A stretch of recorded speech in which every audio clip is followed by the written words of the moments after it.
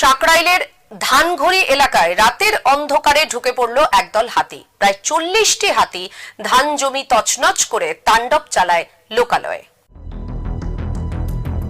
রাতের বেলা প্রায় একের পর এক হাতির দল ঢুকতে থাকে, সংখ্যাটি প্রায় 40। ঘটনাটি ঘটেছে সাকরাইলের টিয়াকাটি ধানঘড়ি এলাকায়। 1 ঘন্টার মধ্যে প্রায় 3টি হাতির দল ঢুকে পড়ে। দিশাহারা হয়ে পড়ে এলাকাবাসী। তাদের অনুমান প্রায় 40টির কাছাকাছি হাতি ছিল। হাতির তাণ্ডবে লণ্ডভণ্ড বিস্তীর্ণ এলাকার ধান চাষের জমি। ক্ষতিগ্রস্ত ধান চাষিরা বন দপ্তরের বিরুদ্ধে ক্ষুব্ধ। এলাকাবাসীদের দাবি ক্ষতিপূরণের। মঙ্গলবার রাত্রে টিয়াকাটি জঙ্গল লাগোয়া এলাকা থেকে একের পর এক হাতির দল এগিয়ে আসতে থাকে লোকালয়ে।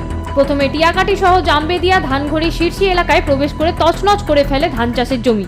কাল রাত্রে যেভাবে আমাদের ধান জমিতে ক্ষতি করেছে হাতি, প্রায় 40 থাকতে 50টা হাতি। আমরা বহুত কষ্টে মোটামুটি চাষ করেছিলাম, এই ধান ফুটতো। এই সময় যদি হাতি এইভাবে ক্ষতি করে তাহলে আমরা কিভাবে, মানে চাষিরা ফার্মার কিভাবে আমরা সফলতা পাবো? আর জমি ক্ষতি হয়ে গেছে। আমরা তো গরিব মানুষ, ঋণ নিয়ে চাষ করি, কিন্তু গোটা তছনছ করে দিয়েছে। কতগুলো হাতি ছিল?